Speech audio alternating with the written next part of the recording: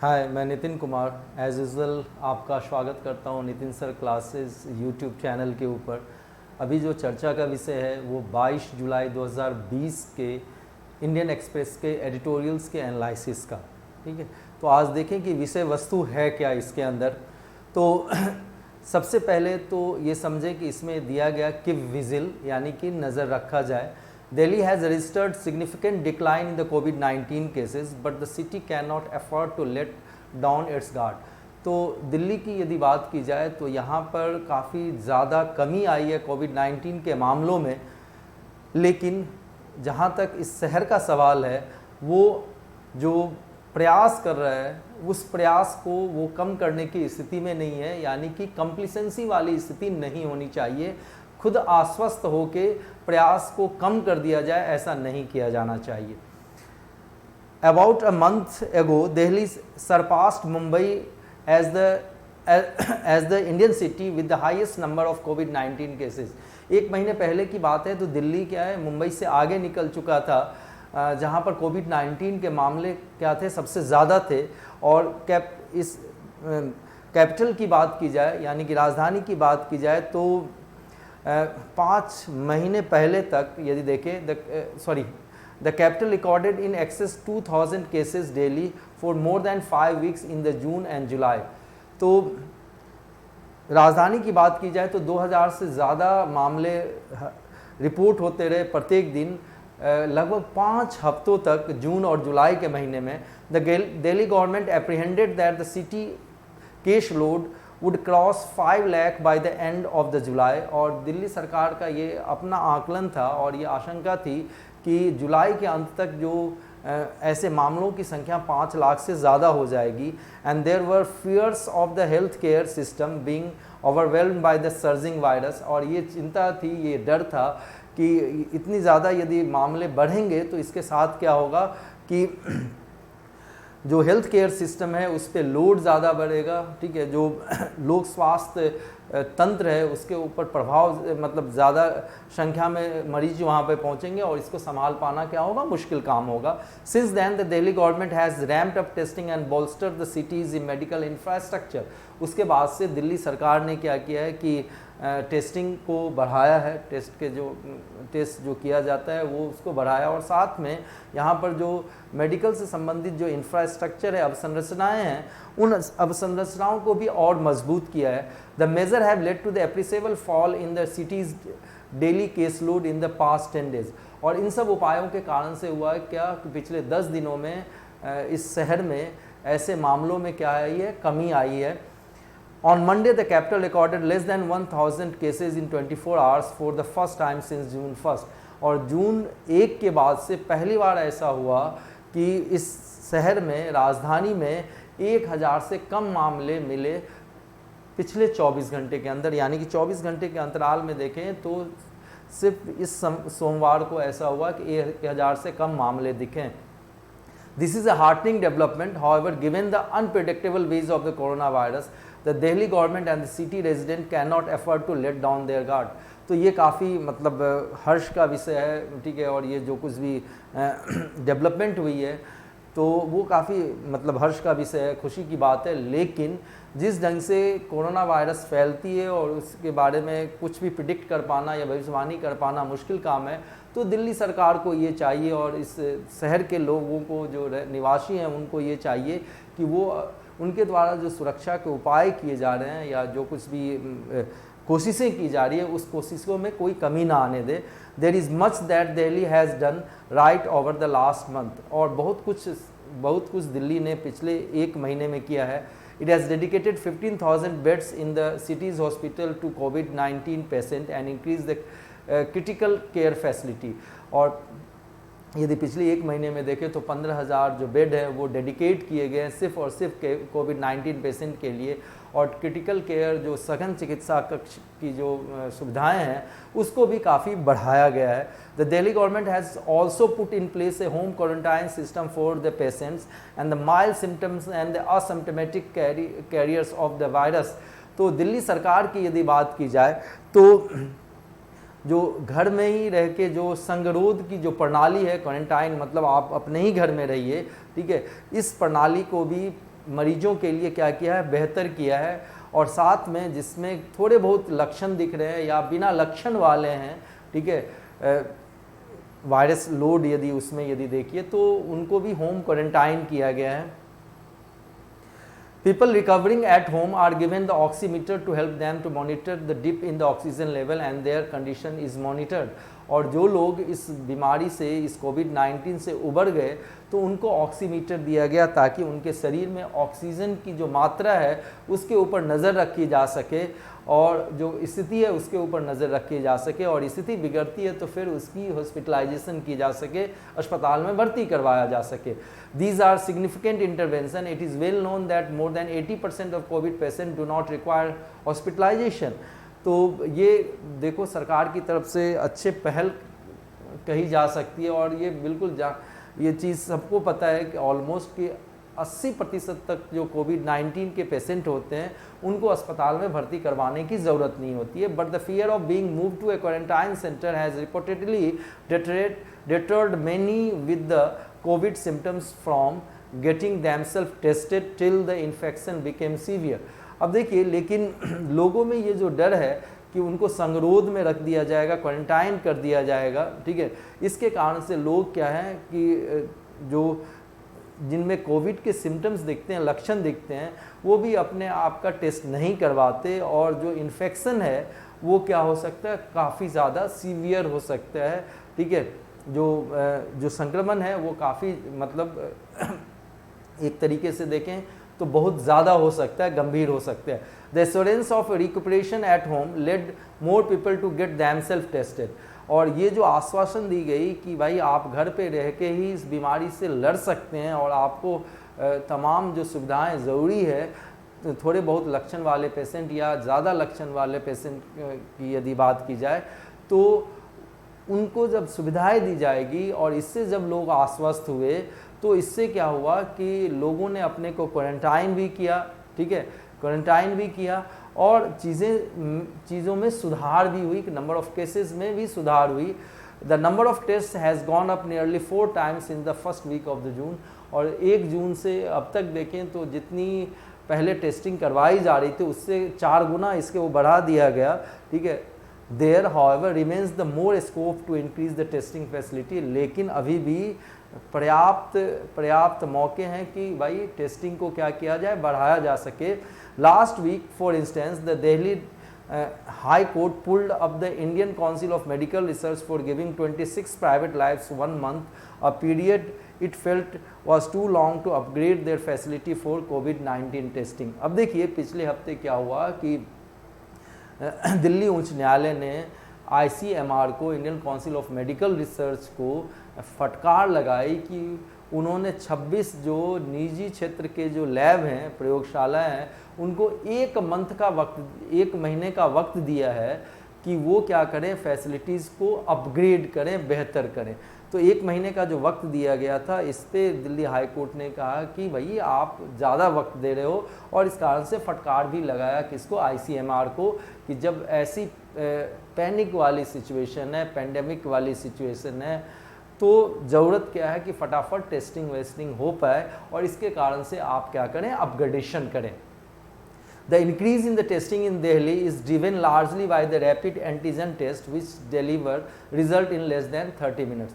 अब देखिए अब दिल्ली में यदि देखिए तो टेस्टिंग की संख्या इसलिए भी बढ़ पाई क्योंकि रैपिड एंटीजन टेस्ट का प्रयोग किया गया, ठीक है, और इसमें जो रिज़ल्ट आ जाता है वो लगभग 30 मिनट के अंदर आ जाता है। But the possibility of a false negative is significantly higher in such test compare to the swab test. अब देखो स्वैब टेस्ट में क्या होता है कि RT-PCR की जाती है, reverse transcription polymer chain reaction होती है, ठीक है, जिसके अंदर सिंगल स्टैंडर्ड जो RNA होता है ना, उस RNA को रेप्लिकेट करके DNA के साथ मिलाया जाता है, और फिर उसके बाद जो वायरस का और वायरस लोड का पता चलता है इस जो RT-PCR के अंदर। लेकिन जो रैपिड टेस्ट की जाती है इसमें ये देखा जाता है कि आखिर मतलब उस वायरल इन्फेक्शन के कारण से कितने मतलब लोड बढ़े एंटीबॉडी के, और फिर उसका पता लगाया जाता है। एक तो डायरेक्ट मेथड है और एक इनडायरेक्ट मेथड है।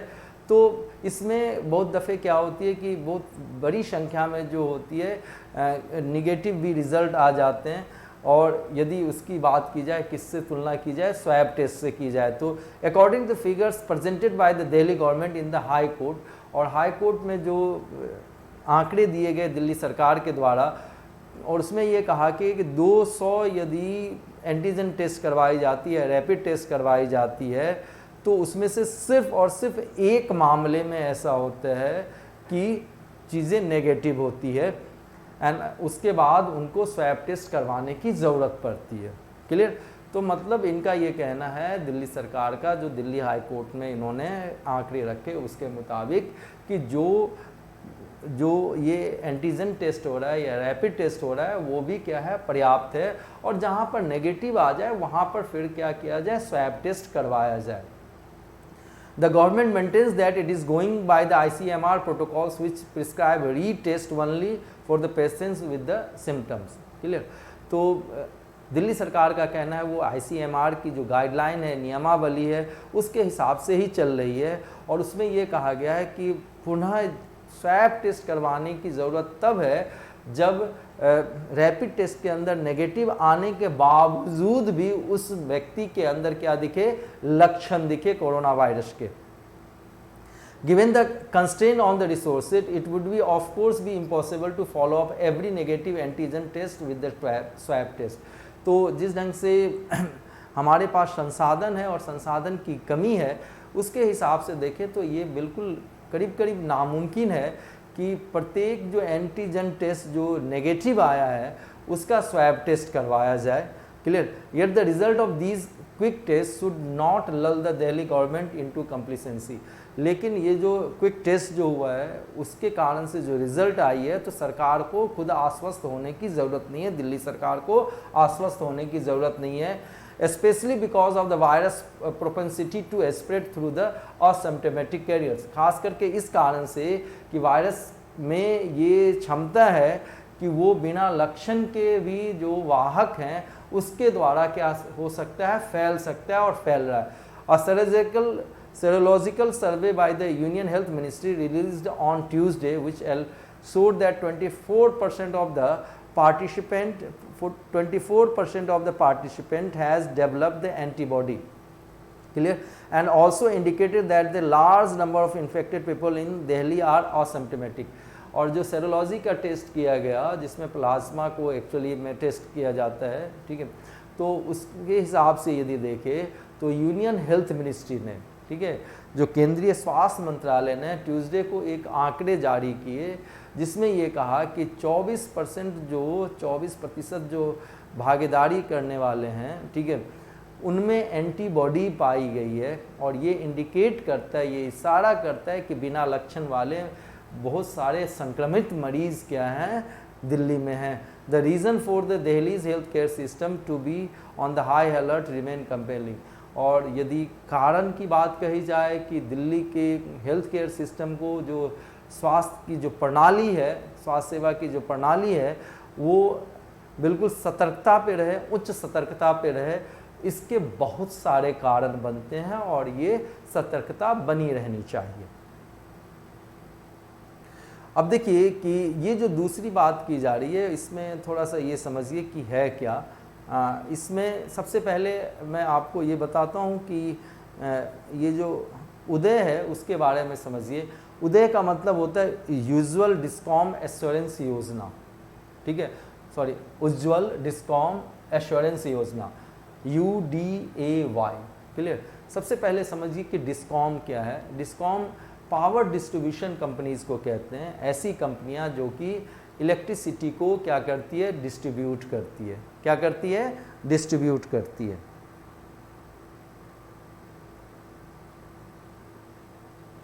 देखिए इसमें क्या कहा जा रहा है कि provides for the financial turn around and the revival of the power of distribution company. जो डिस्ट्रीब्यूशन कंपनी है उनका क्या हो, वित्तीय सुधार हो सके, ठीक है, with ensuring a sustainable permanent solution to problem by making all discom profitable by 2018-19। यानी कि राज्य के अंदर जो बिजली वितरण जो संस्थाएं हैं या कंपनियां हैं, ठीक है, वो 2018-19 तक एक लाभ की स्थिति में आ सके, खास करके वित्तीय मामलों में कहा जाए तो यही इस योजना का क्या रहा है, उद्देश्य रहा है। लेकिन लाजमी है कि ये योजना जो भी इसके लक्ष्य थे उसको प्राप्त नहीं कर पाई है। तो सबसे पहले समझें कि इसका सिद्धांत क्या है, किस सिद्धांत पर ये कार्य करती है। ये राज्य की जिम्मेदारी है कि वो ये सुनिश्चित करे कि जो डिस्कॉम है, पावर डिस्ट्रीब्यूशन कंपनीज है, वो पावर डिस्ट्रीब्यूशन कंपनी क्या रहे, वित्तीय रूप से अच्छी स्थिति में रहे। क्लियर। और इसके लिए राज्य को बॉन्ड इशू करने का भी, या बॉन्ड को कन्वर्ट करके इन डिस्कॉम को वित्तीय सहायता प्रदान करने की इजाज़त दे दी गई। क्लियर। लेकिन अब समझने की बात यह है कि आखिर ये डिस्कॉम कंपनियां जो हैं वो क्यों परेशानी की स्थिति है। सबसे पहले तो इंफ्रास्ट्रक्चर क्या है, इनका जो अवसंरचनाएं हैं वो बहुत अच्छी नहीं है और इनको सब्सिडी देना पड़ता है, चाहे कोई रिच कंज्यूमर हो, ठीक है, या पुअर कंज्यूमर हो। इसके अलावा जो मैनेजमेंट है वो काफ़ी निचले स्तर का है गुणवत्ता के लिहाज से देखें, और जो टैरिफ है उसको जानबूझ के क्या किया जाता है, कम किया जाता है। तो इन कारणों से क्या है, डिस्कॉम कंपनियां क्या रहती है, बिल्कुल परेशानी की स्थिति में रहती है और 2018-19 तक इनको प्रॉफिटेबल बनाने की बात रखी गई थी, लक्ष्य रखी गई थी, लेकिन जैसा कि ज्ञातव्य है ऐसा हो नहीं पाया। अब देखिए जो ये उदय योजना है उसके लिए चुनौतियां क्या क्या हैं समझिए। सबसे पहले electricity is not a central subject, और इलेक्ट्रिसिटी क्या है, स्टेट का सब्जेक्ट है, और तो सर्टेनली इसमें स्टेट ही क्या करेगी, कानून बनाएगी। और उस समय जो सेंट्रल गवर्नमेंट का जो हस्तक्षेप है वो उस रूप में नहीं हो पाता जिस रूप में कि यदि ये सब्जेक्ट किसके पास होती तो केंद्र सरकार के पास होती है। नेक्स्ट दिया गया, finding buyers for such bonds might prove difficult. अब देखो कि ये जो स्टेट के द्वारा जो बॉन्ड है वो तो ज़रूर जारी कर दिया गया जिससे कि मार्केट से पैसे निकाले जा सके, कैपिटल मार्केट से लोगों के द्वारा, निवेश के द्वारा, लेकिन ऐसा कर पाना मुश्किल है क्योंकि ऑलरेडी ये कंपनियां बहुत ज़्यादा घाटे में हैं, तो लोगों का विश्वास इसके ऊपर उतना नहीं होता है जितना होना चाहिए। Not let down the performance monitoring mechanism, और कोई ऐसी मैकेनिज्म नहीं है, ऐसी व्यवस्था नहीं है कि परफॉर्मेंस को, इनके प्रदर्शन को, ये कैसा काम कर रहे हैं, इसको क्या किया जा सके, निगरानी किया जा सके। State will be providing subsidize funding, और राज्य सरकारें क्या कर रही हैं, वित्त तो दे रही है लेकिन इसमें सब्सिडी भी दे रही है, और जैसे सब्सिडी देगी तो इसके कारण से राज्य सरकारों के ऊपर भी क्या पड़ता है, बोझ पड़ता है। Does not cover इनएडिक्वेट investment in network and poor supply. अच्छा, नेटवर्क और जो गलत मतलब सही ढंग से जो आपूर्ति करने के लिए जो इंफ्रास्ट्रक्चर है उसमें पर्याप्त निवेश नहीं हो रहे हैं, इसके कारण से सारी दिक्कतें आ रही हैं, और ये क्या है, मुख्य रूप से चुनौतियां हैं डिस्कॉम कंपनियों के लिए। अब देखिए नेक्स्ट जो है, इसमें देखिए कि स्टेट इलेक्ट्रिसिटी जो रिटेलर्स हैं, चाहे वो प्राइवेट हों या चाहे वो प्राइवेट हो या दूसरी तरफ ये देखिए कि सरकारी इलेक्ट्रिसिटी बोर्ड हो, इनको वित्तीय स्थिति से, संकट से उबारने के लिए केंद्र सरकार ने 4.3 लाख करोड़ रुपए का डेट या कर्ज देने की घोषणा की। ठीक है, तो ये पृष्ठभूमि है। अब थोड़ा समझते हैं कि है क्या ये पूरा का पूरा जो हम डिस्कस करने जा रहे हैं। तो power under the stress, fall in demand, insufficient tariff hike, high AT&C losses adversely impact the discom finances. तो कहा यह जा रहा है कि डिमांड में कमी आई है, मांग में कमी आई है कोविड-19 के कारण से। ठीक है, जो ये यदि टैरिफ के अंदर जो कुछ भी चार्ज किया जा रहा है डिस्कॉम कंपनी के द्वारा, उसमें बढ़ोतरी नहीं की गई है। AT&C जो लॉसेज हैं वो काफ़ी ज़्यादा हैं। ठीक है, और ये क्या कर रहा है, विपरीत रूप से प्रभावित कर रहा है डिस्कॉम जो डिस्ट्रीब्यूशन कंपनीज है इलेक्ट्रिसिटी की, उसके वित्तीय स्थिति को। द सेक्टर नीड्स रिफॉर्म, और इसी कारण से इस क्षेत्र में सुधार की जरूरत है। The financial position of the power distribution companies has been deteriorating well before the कोविड-19 शॉक। तो कोविड-19 के संकट से पहले ही जो पावर डिस्ट्रीब्यूशन कंपनीज है, डिस्कॉम्स हैं, वो काफ़ी परेशानी की स्थिति में थी, इनकी वित्तीय स्थिति जो थी वो काफ़ी गंभीर थी। But the pandemic and the ensuing lockdown have aggravated their already precarious position by adversely affecting demand. लेकिन इसके बाद क्या हुआ, वही कहते हैं ना, एक करेला दूसरे नीम चढ़े वाली बात। तो उसके बाद क्या होता है कि जो पेंडेमिक की स्थिति आ गई कोविड-19 की, इसके कारण से क्या हुआ, लॉकडाउन हुआ और डिमांड जो है वो काफ़ी कम हो गई, और इसके कारण से डिस्कॉम कंपनियां क्या आ गई, काफ़ी अस्थिर हालात में आ गई। और क्योंकि इनकी डिमांड जो थी वो प्रतिकूल रूप से प्रभावित हुई थी। At the aggregate level electricity demand fell by 16% in the first quarter of the current financial year. तो करंट फाइनेंशियल ईयर यानी कि अप्रैल, मई, जून की यदि बात की जाए तो इसमें जो इलेक्ट्रिसिटी की डिमांड है उसमें 16% तक की क्या आई है, गिरावट आई है। अब देखिए, in the last part this decline is due to fall in demand from the industry and commercial uses. अब लेकिन ऐसा घरेलू उपभोक्ताओं के मांग में कमी के कारण से नहीं हुआ है। जो औद्योगिक जो उपभोक्ता हैं और इसके अलावा जो व्यावसायिक उपभोक्ता हैं, उनकी तरफ से मांग में क्या आई है, कमी आई है। ठीक है, and as these consumer account for a sizeable portion of discom earning, they also helps the subsidize tariff for the other segment, and this fall disproportionately affect the discom financial position.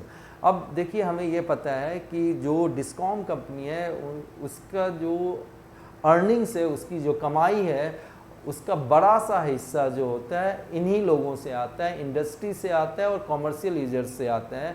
ठीक है, और साथ में जो tariff दी जा रही है उसमें सब्सिडी भी है। तो इसके कारण से क्या हुआ है कि फाइनेंशियल स्थिति है, वित्तीय स्थिति है इन डिस्कॉम कंपनी की, उसमें गैर अनुपातिक रूप से गिरावट आई है। According to the some estimate, discom में भी staring at a revenue gap of around 42,000 crore to 45,000 crore. तो एक आकलन के मुताबिक ऐसा कहा जा रहा है कि जितना इनका खर्च है और जितनी रेवेन्यू आ रही है उसमें से अंतर यदि देखें तो 42,000 से 45,000 करोड़ तक का। ये पॉइंट थोड़ा सा याद रखेंगे। This deterioration in the finance does not bode well for the entire power sector chain, और ये कोई सुकून की बात नहीं है पूरे के पूरे ऊर्जा क्षेत्र के लिए। While the government had earlier announced the liquidity support for the tune of 99,000 crore to help the DISCOM clear their obligation towards power generating companies, offtake on these loans has been slow so far। देखिए, इससे पहले केंद्र सरकार ने ये कहा कि इन discom company को 90,000 करोड़ का क्या देगा, ठीक है, एक तरीके का लिक्विडिटी सपोर्ट देगा कि इनकी जो पैसे की ज़रूरत है वो उनको मिल जाएगी। ठीक है, और जिससे कि वो क्या कर सके, जो डिस्ट्रीब्यूशन कंपनी है वो पावर जनरेटिंग कंपनी को, यानी कि ऊर्जा उत्पादन की जो कंपनियां हैं, ठीक है, जैसे NTPC national thermal power corporation की बात की जाए, उनके जो बकाया है उसको चुका सकें। लेकिन ऐसा हो नहीं सका, जिस हिसाब से लोन दी जानी चाहिए थी इन डिस्कॉम कंपनी को वो नहीं दी गई इस 90,000 करोड़ में से। The stress on the discom finances is evident from the recent reports which reveal that the audited book losses of DISCOM have been revised upward to rupees 49,600 crore in financial 2019 from the provisional estimate of 28,000 crore, inching closer to the pre-उदय level। ठीक है, अब देखिए कि जो discom company है इनकी परेशानी का पता इस बात से लगता है, इस रिपोर्ट से लगता है कि जब ऑडिट की गई तो ये पाया गया, रिवाइज ऑडिट की गई। शुरुआत में तो ये था कि फाइनेंशियल ईयर 2019 में 28,000 करोड़ तक का करीब घाटा होगा, लेकिन वो कितने पे पहुंच गया, 49,600 करोड़ के आसपास पहुंच गया, जो कि उदय लेवल जो, यानी कि उदय योजना जो शुरू की गई उससे पहले की स्थिति के आसपास है। The mounting losses indicate that the Uday scheme, which was expected to engineer an operational and financial turnaround in the fortune of the beleaguered DISCOM, has failed to effect the change that was hoped for, with the gap between the average cost and realization per unit of power yet to be closed. देखिए जो ये बढ़ता हुआ घाटा है उदय, वो दिखलाता है कि जो उदय योजना है, ठीक है, जिससे ये अपेक्षा की जाती थी कि जो परिचालन का खर्च है उसमें क्या करेगा कि एक बेहतर बदलाव करेगा, वित्तीय स्थिति जो है उसमें बिल्कुल बदलाव किया जा सकता है, खास करके जो बहुत ही कमज़ोर सी डिस्कॉम कंपनियां हैं उनकी, लेकिन ऐसा होता हुआ दिख नहीं रहा है, इसका प्रभाव ऐसा होता हुआ दिख नहीं रहा है। और जो गैप है, जो औसत मूल्य है और पर इकाई जो रेवेन्यू आ रहे हैं, ठीक है, वो क्या होता जा रहा है वो कम नहीं हो रहा है, वो बढ़ता ही जा रहा है। In the large part this continuing deterioration in their position stems from the inadequate irregular tariff hike, AT&C aggregate technical and commercial losses, ठीक है, not declining to the levels envisaged and delay in the dispersal of the subsidy by the state government। अब देखिए कि ऐसा हो क्यों रहा है, इस पॉइंट में ये बताया गया कि ऐसा क्यों हो रहा है। इसमें ये बताया जा रहा है कि जो ये परेशानी है वो अपर्याप्त और बिल्कुल अस्थिर जो टैरिफ हाइक है, यानी कि जो बिजली की दर है उसमें जो बढ़ोतरी होनी चाहिए वो अपर्याप्त भी है और मतलब अस्थिर भी है, कभी ज़्यादा कभी कम ये होता रहता है, इस कारण से ये भी हुआ है। और इसके अलावा यदि देखें तो कुल जो तकनीकी और जो वाणिज्यिक घाटा है, ठीक है, वो भी घट नहीं रहा है, ठीक है, जैसा कि इस उदय योजना के तहत मतलब लक्ष्य रखी गई थी। और जो राज्य सरकारों के द्वारा जो कुछ भी सब्सिडी दिया जाना चाहिए उसका वितरण नहीं किया गया है। The central government has proposed several amendments to the Electricity Act 2003 aimed at addressing some of these issues। और केंद्र सरकार ने बहुत सारे संशोधन किए जो इलेक्ट्रिसिटी एक्ट है 2003 का, जिनसे कि इन मुद्दे से निपटा जा सके, ठीक है। The suggestions range from the privatization of DISCOM to moving towards direct benefit transfer of subsidy। और इसमें ये सजेशन रखा गया कि जो डिस्कम कंपनी है, जो डिस्ट्रीब्यूशन कंपनीज़ हैं, उनको क्या कर दिया जाए, उसका निजीकरण कर दिया जाए। जैसे कि दिल्ली के अंदर टाटा पावर्स की बात की जाए तो इस ढंग से, और सब्सिडी जो है डायरेक्ट जो उपभोक्ता हैं उनके खाते में दिया जाए, ये सारे सुझाव दिए गए। While these and the other reforms need to be pushed through urgently to ensure the improvement in the financial position of the discom, तो कहा जा रहा है कि ये जो सुधार है और जो बेहतरी है, जो वित्तीय स्थिति है डिस्कॉम कंपनी की, मतलब डिस्ट्रीब्यूशन कंपनी की, वो तत्काल करने की ज़रूरत है। They need to be supplemented with the imposition of stiff penalties on the state for failing to usher into the changes needed. लेकिन साथ में ज़रूरत ये भी है कि यदि राज्य सरकार विफल रहती है उन बदलावों को करने में जो बदलाव उनको करना चाहिए था, ठीक है, तो ऐसी स्थिति में उन पे क्या लगाया जाए, कठोर एक तरीके से पेनल्टी लगाई जाए, जुर्माना लगाया जाए। Meeting the target laid out to effect the turnaround in the sector, यानी कि इस क्षेत्र में जो लक्ष्य रखे गए उस लक्ष्य को यदि राज्य सरकारें पूरा नहीं कर पा रही है, बावजूद इसके कि उनको बॉन्ड इशू करने की इजाज़त दे दी गई, बॉन्ड, ठीक है, बावजूद इसके कि सरकार के द्वारा 90,000 करोड़ तक का लिक्विडिटी दिया जा रहा है, तो ऐसी स्थिति में यदि लक्ष्य को पूरा नहीं कर पा रही है राज्य सरकारें, तो उसको क्या किया जाना चाहिए, एक तरीके से जुर्माना किया जाना चाहिए। तो आशा करता हूं कि ये दोनों ही एडिटोरियल आपको सुस्पष्ट रूप से समझ में आया होगा।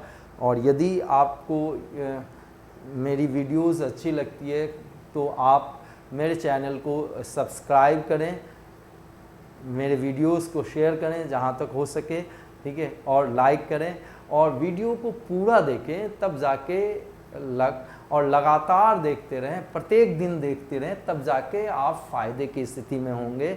तो इस कोविड-19 के सिचुएशन में, कोरोना वायरस के सिचुएशन में आप अपना और अपनों का ख्याल रखिए। जहाँ तक हो सके मास्क पहन के घर से निकलें, जहाँ तक हो सके ज़रूरत ना हो तो घर से बाहर ना निकलें, अनावश्यक खतरा मोल न लें। ठीक है, धन्यवाद। आपका स्वास्थ्य बना रहे, आप सभी लोगों का। Take care, God bless all of you.